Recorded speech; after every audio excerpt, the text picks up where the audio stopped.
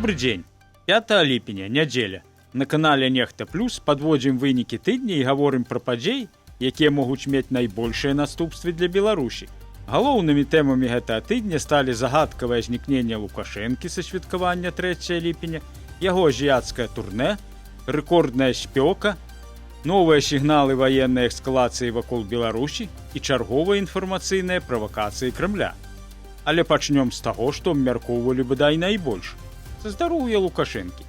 Бо ўпершыню за доўгія гады чалавек, які сам ператварыў 3 ліпеня ў галоўнае дзяржаўнае свята, на гэтым свяце не з'явіўся.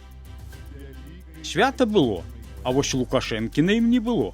Упершыню за доўгі час ён прапусціў і цырымонію каля кургана славы, і галоўны святочны канцэрт у Мінску.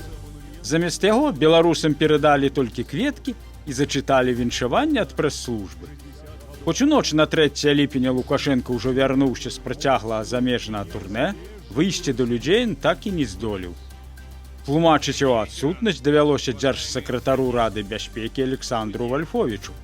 В первую очередь решите выполнить поручение президента Республики Беларусь Александра Григорьевича Лукашенко, который сегодня решает задачи стратегического характера во имя процветания нашей страны.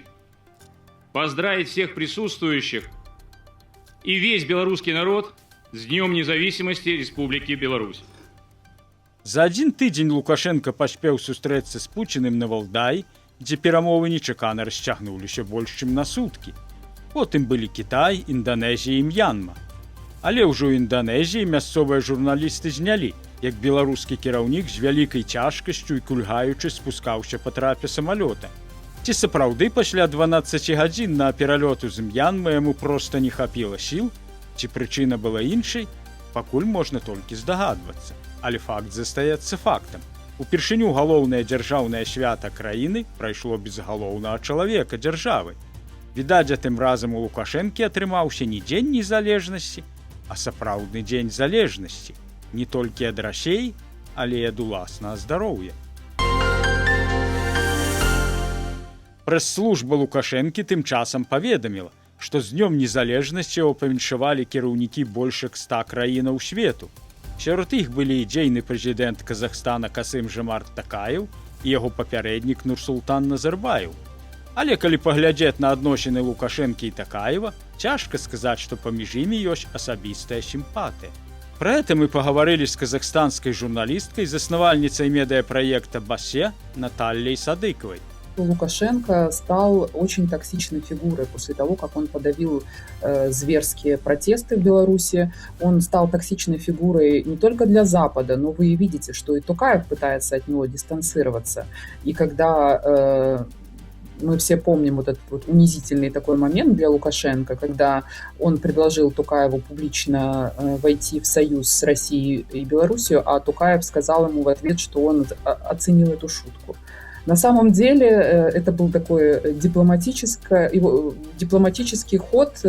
Таким образом, Токаев поставил Лукашенко на место, он указал ему, что, мол, ты вот у Путина толочишься в приемной, а меня он принимает совсем на другом уровне.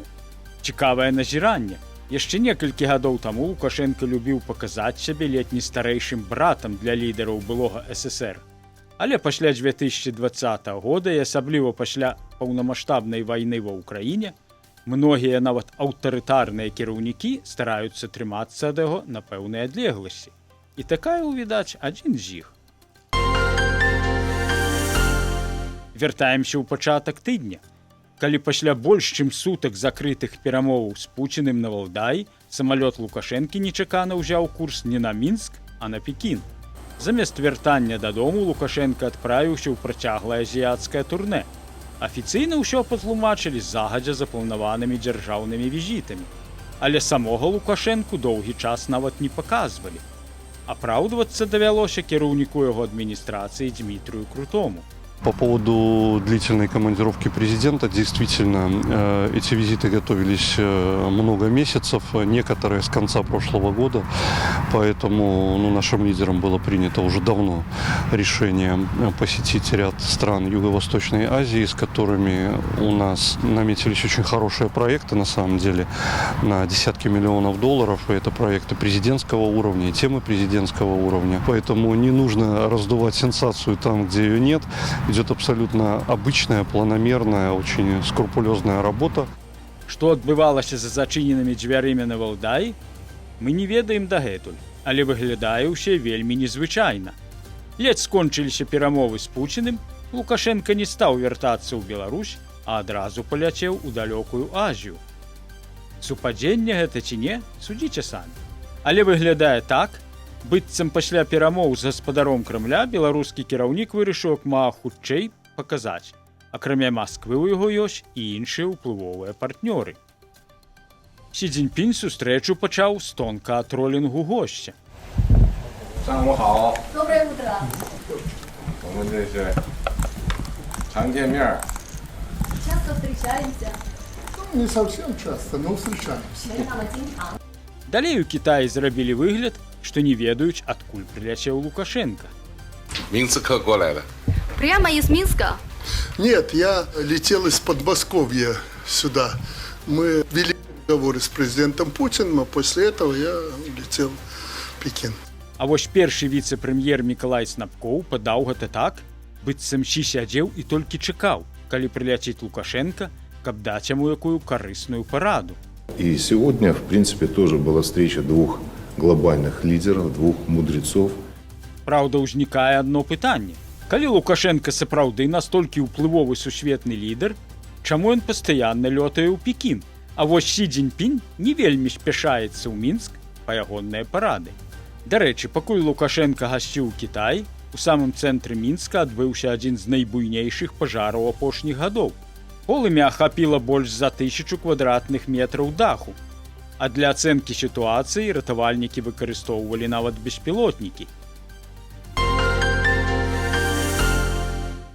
Яшчэ адзін цікавы эпізод адбыўся ўжо ў Пекінскім універсітэце, дзе Лукашенка наведаў выпускны сумеснай беларуска-кітайскай праграмы.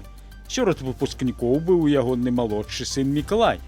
Дыктатар нават прызнаўся, што ў Пекіне адчувае сябе як дома. Пажартаваў з кітайцаў, маўляў, праект развіваўся нават не па-кітайску хутка, а напрыканцы фактычна паставіў выпускнікам умову. Пасля атрымання дыплому яны павінны працаваць выключна ў Беларусі. І выглядае, што гэта быў самы дарагі выпускны ў гісторыі краіны, бо даляцеў на яго бацька Колі на дзяржаўным самалёце. Сын для яго такі дарагі, та і выпускны дарагі. Пра сапраўдную мэту гэтай паездкі эксперты дагэтуль спрачаюцца.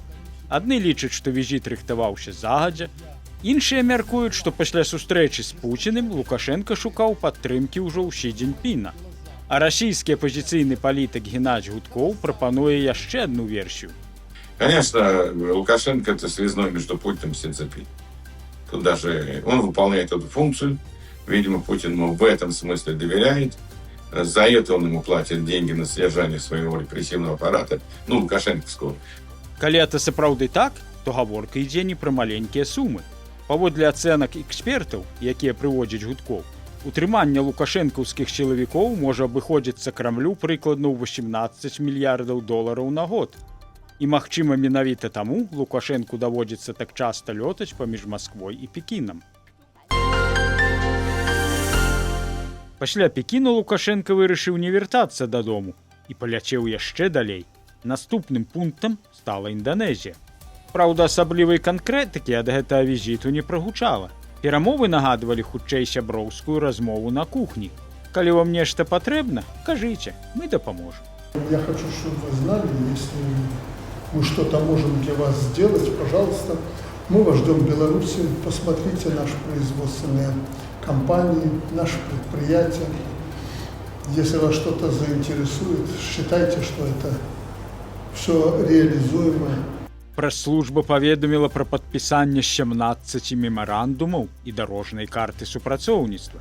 Але што канкрэтна атрымае гэта Беларусь, так і засталося незразумелым.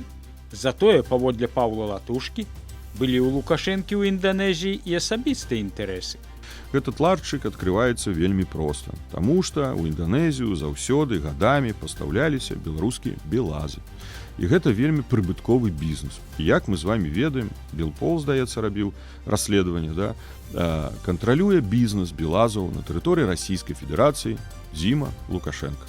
Атрымліваецца, што дзяржаўнае пытанне кіраўнік дзяржавы сумяшчаў і з сямейнымі. Так бы мовіць, дзяржаўныя справы ў першую чаргу, а сямейныя па-за чаргой. З Інданезіі Лукашенка ненадоўга завітаў у М'янму, а ўжо адтуль вярнуўся ў Мінск. І, як мы ўжо казалі, ягоны дзень незалежнасці ператварыўся ў дзень залежнасці. Прыйшлося дыктатару залежацца ў ложку. А вось вакол Беларусі ў гэты час адбываліся значна больш трывожныя падзеі. Расследаванне выдання «Флагшток» паставіла пад сумнеў афіцыйную расейскую версію атакі на беларускі аўтобус у Бранскай вобласці. Журналісты прыйшлі да высновы, што беспілотнік ударыў не па аўтобусе, а па грузавіку, які стаяў побач. Менавіта фура загарэлася пасля выбуху, а вокны аўтобуса, імаверна, выбіла ударнай хваляй. Больш затое, ў першыя гадзіны пасля здарэння расейскія прапагандысты распаўсюджвалі фэйкавае фота нібыта пашкоджанага беларускага аўтобуса. На ім быў аўтобус нават не той кампаніі. Цікава, што выпадковы характар пашкоджванняў фактычна прызнаў і дзяржсакратар Савета бяспекі Александр Вальфовіч. Але гэты фрагмент выступлення дзяржаўныя СМІ проста выразалі. Дарэчы, небяспечнай для беларусаў становяцца ўжо не толькі аўтамабільныя дарогі ў Расеі, але і чыгунка. Пасля атакаў украінскіх дронаў на чыгуначную інфраструктуру ў Бранскай вобласці беларускія машыністы ўсё часцей адмаўляюцца ездзіць у расійскія рэйсы. Калі раней беларускія брыгады выконвалі прыкладна 5-ю частку перавозак праз Унечу і Бранск, то цяпер большасць гэтых рэйсаў узялі на сябе расейскія чыгуначнікі. Нават павышаныя даплаты не вельмі дапамагаюць. Людзі ўсё часцей выбіраюць не грошы, а ўласную бяспеку. Яшчэ адна гучная гісторыя тыдня звязаная з рэтрансляторамі ў Чарнобыльскай зоне. Галоўнакамандуючы ўзброеных сіл Украіны Александр Сырскі заявіў, што адзін з аб'ектаў, які выкарыстоўваўся для падтрымкі расейскіх дронаў, ужо больш не працуе. Вчора було включення одного ретранслятору. Я думаю, що вони більше не будуть їх включати. Афіцыйны Мінск гэтую гісторыю ніяк не каментуе. Частка экспертаў схіляецца да таго, што Лукашенка баіцца прызнаць сваю слабасць. А вось Сергей Бульба лічыць, што гаворка магла ісці пра інфармацыйна-псіхалагічную аперацыю, а не пра рэальнае знішчэнне аб'екта. Але ж ніхто не паказвае ні здымкаў, нічога, як мачта стаяла, так і стаіць, то бок нічога там не здзішчана, ўсё. То бок, такое сабе, такое ўражанне, што вот зараз это ўжо канкрэтна хваля і псо. На думку Сергея Бульбы, гэтым Украіна стараецца цягнуць увагу ад сваіх унутраных праблем. Тым часам Беларусь на пачатку тыдня літаральна плавілася. У Пінску быў пабіты абсалютны тэмпературны рэкорд за ўсю гісторыю метэаназіранняў. Тэрмометры паказвалі плюс 40,4 градуса. Такога ў Беларусі яшчэ ніколі не фіксавалі. Папярэдні рэкорд, які трымаўся 15 гадоў, цяпер ужо стаў гісторыяй. На гэтым будзем заканчваць. Тыдзень атрымаўся сапраўды гарачы. І не толькі праз рэкордныя плюс 40. Беражыце сябе, сваіх родных і не губляйце здаровы сэнс нават у самы гарачы час. Калі гэта відэо было для вас карысным, падтрымайце нехта плюс лайкам, падпіскай і падзяліцеся ім з сябрамі, калі для вас гэта бяспечна. Да хуткай сустрэчы. Жыве Беларусь!